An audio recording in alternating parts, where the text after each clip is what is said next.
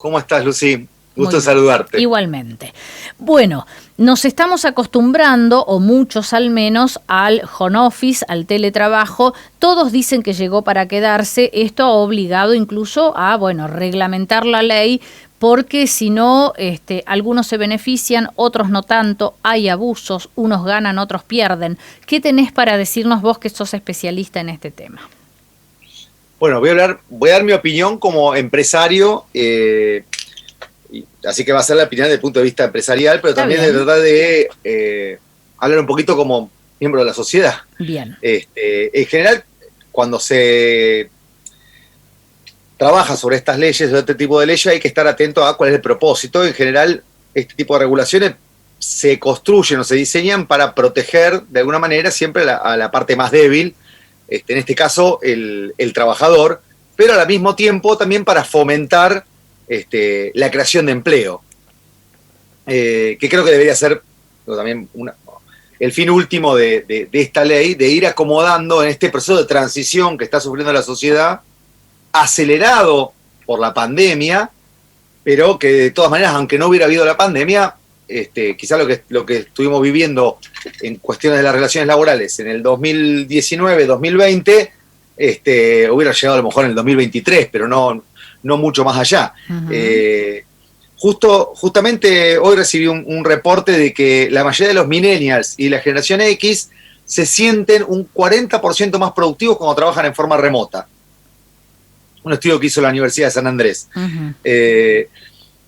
Y en general, en las economías, en las industrias basadas en economía del conocimiento, ya era una situación que se venía dando no por disposición del empleador, sino que por pedido de los trabajadores.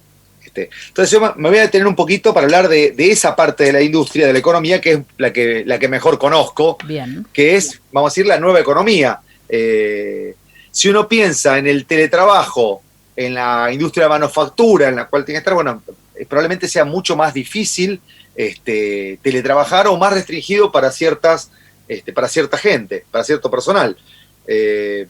Aunque es cierto que muchos de la industria, que no es todo estar en la planta, Uh-huh.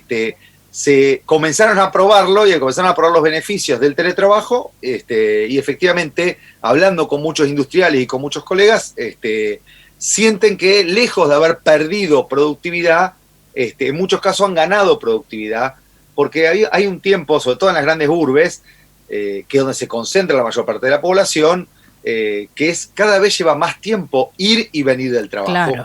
Y esto también redunda en un beneficio en la calidad de vida.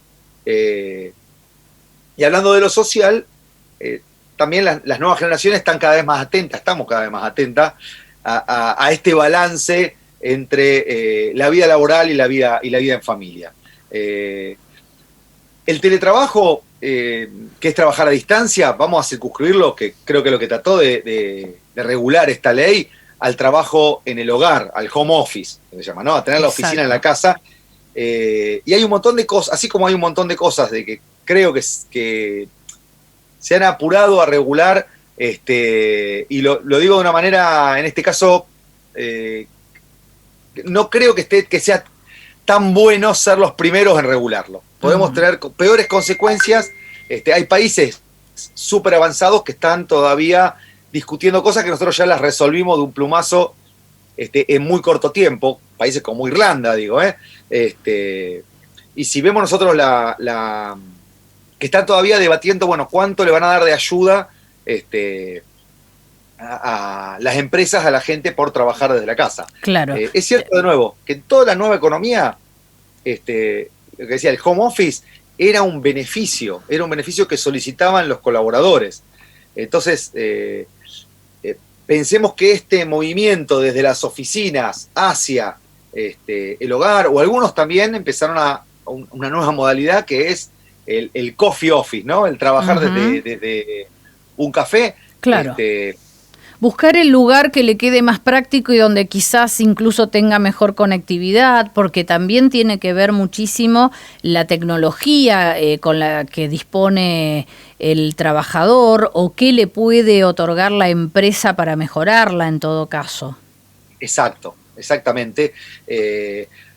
y de nuevo digo, en la industria del conocimiento se da una realidad que desgraciadamente no es la misma en otras industrias en la cual hay pleno empleo. No solo hay pleno empleo, hay déficit de trabajadores del conocimiento. Ujú. Entonces, en general, esta industria no necesitaba ninguna regulación para esta parte. ¿Por qué? Porque Bien. ya le daban las herramientas de trabajo a la gente, le daba el home office como un beneficio, porque es algo que buscan este tipo de trabajadores. Ahora, es verdad que las dos economías coexisten, y lo que yo creo que es un defecto de la ley, que de nuevo creo que fue tratada muy apresuradamente, y sin quizás ver qué era lo que hacían los actores económicos más relevantes de esto, me refiero a países, Ujú.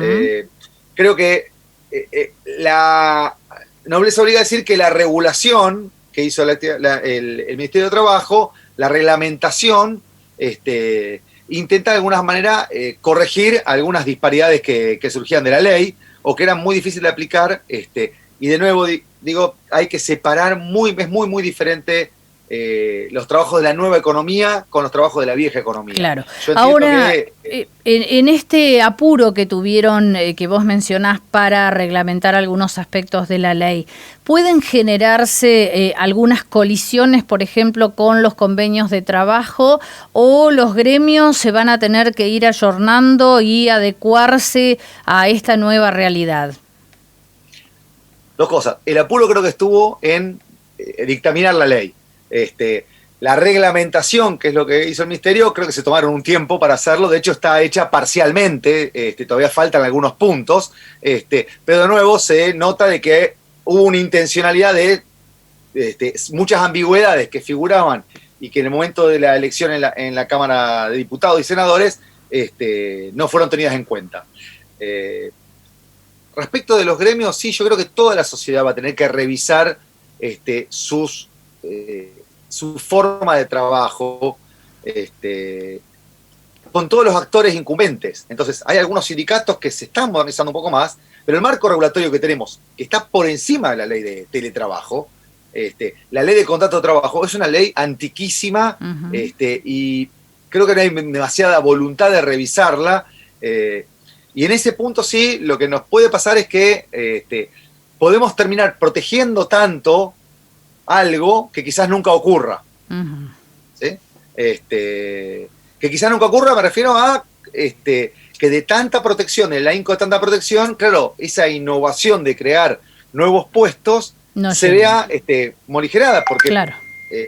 lo que sucede, y de vuelta, entiendo, hay puntos muy modernos, muy interesantes y muy bien, y está muy bien que se hayan puesto en atención, puntos que tienen que ver con la salud y con los nuevos problemas de salud, como el tema del derecho a la desconexión digital, Uh-huh. o los horarios, en fin, hay un montón de puntos muy interesantes, pero que creo que quizás le falta un marco más amplio para darle contexto. Claro. Yo he escuchado gente que ha comenzado a trabajar en esta modalidad que por allí se queja porque han perdido algunos beneficios que venían incorporados, por ejemplo, en los recibos de sueldo, que se traduce en pesos, pero a la vez está lo que vos mencionabas, el hecho de no salir de casa, de poder dormir un rato más, aquel que vive en una gran ciudad y viaja horas para llegar a su trabajo, el ahorro en combustible, el ahorro incluso en ropa, el ahorro en comer afuera, digamos que equilibra un poco la situación, ¿no? Sí, inclusive muchas empresas por voluntad, esto quedó puesto creo que voluntariamente en el texto de la reglamentación, están dando, ya han dado beneficios y están dando beneficios, de nuevo, es un beneficio, es una discrecionalidad de los empleadores, pero muchísimos lo están haciendo porque de nuevo, en los mercados de trabajo, donde hay pleno empleo, como en la industria del conocimiento, en general ahí la guerra es por el talento y es una guerra mundial. Y el otro punto es que, de nuevo, cuando se regula tanto, un problema es que o se protege algo que no ocurre o ciertos actores, el mercado solo se autorregula, y por ahí, ¿qué ocurre? Caen en la informalidad, pero caen en la informalidad de los propios trabajadores, porque un riesgo o un costo, un riesgo se traduce generalmente en algún tipo de protección para el mismo, una forma de reasegurarse de qué pasa, cómo me curo si ocurre tal riesgo contingente. Bueno, eso se traduce en definitiva en menos pesos que pueden ir al salario, esa protección. Entonces, a veces la sobreregulación tiene estos efectos. Son sistemas de segundo orden que enseguida se retroalimentan. Y en estas economías de vuelta, que ya están absolutamente globalizadas, donde la guerra por el conocimiento ya es una guerra mundial, algo que sucede pero cotidianamente en la Argentina es que los más talentosos reciben ofertas de empleo en dólares afuera. Ahora sí, eso nos van a manejar por la regulación local. Y por otro lado, por más que la ley diga que tiene que manejarse acá, si el empleador, vamos a decir así, está en Arizona, bueno, habrá que ir a demandarlo a Arizona si incumple con la ley de trabajo de acá. Entonces, hay un punto que supone una desigualdad a la hora de lo que podemos ofrecer los empresarios locales para contratar el talento local versus lo que sucede con los empleadores de afuera, que a veces no están ni siquiera radicados acá. Claro. Para ir terminando por una cuestión de horario, no porque el tema se termine o se agote, en la Argentina, que lamentablemente tenemos un altísimo porcentaje de trabajadores en negro, ¿cómo impacta el teletrabajo? ¿Puede influir aún más? Es decir, ¿puede haber más trabajadores en negro de los que tenemos hoy yendo al lugar físico de trabajo? Mira, habría que esperar un poquito más de tiempo. El hecho de si está trabajando en home office, haciendo teletrabajo, o en forma presencial, no debería en absoluto ser un incentivo para un empleador local a la hora de contratar a alguien. Digo, se está expuesto por el marco regulatorio a los mismos riesgos que si la persona concurriera a una oficina o si trabaja remotamente. Donde yo creo que, y hay que esperar un poquito a ver cómo se desenvuelve esto, es lo que te decía recién. Es probable que al haber una guerra por el talento mundial, ciertas tareas que son independientes del idioma, ¿sí? Como por ejemplo el diseño gráfico o el diseño o la parte de programación. Hay muchísimas tareas que realmente el que la hace, una vez que entendió la consigna que tenía que hacer, la puede hacer independientemente de si la está viendo desde Italia, de Israel o de Argentina. Exacto. Bueno, eso puede ser que comencemos, de hecho lo hemos observado como un resultante, pero de otro factor, que fue el desdoblamiento cambiario. $1 que entra por fuera, desde afuera, en el mercado formal, ingresa por menor valor a la hora de ser traducido en pesos que $1 que queda en la nube en el mercado informal. Entonces, hoy hay un universo, no muy grande, pero de trabajadores que trabajan en la economía informal cobrando en bitcoins, por ejemplo, o en criptomonedas. Eso es intraseable, no por nosotros, por ningún actor del mundo, pero existe. Entonces, digo, corremos un riesgo de que haya una fuga de cerebros que no pase ni por Ezeiza. Claro. Antes tenían que ir a Ezeiza, ahora es entrar a una página web. Desde el comedor de la casa. Bueno, Gustavo, te agradecemos muchísimo este primer contacto. La verdad que es un tema muy interesante, va a dar mucho que hablar todavía porque para nosotros es prácticamente nuevo. En otros lugares del mundo ya lo vienen practicando desde antes y aquí la pandemia nos obligó en algún punto, entonces hay que trabajar muy bien para que nadie salga perjudicado. Te agradecemos muchísimo todo lo que nos has contado. Muchas gracias a ustedes, muy amables. Gracias. Cuando quieran. Gracias, lo vamos a tener en cuenta, por supuesto.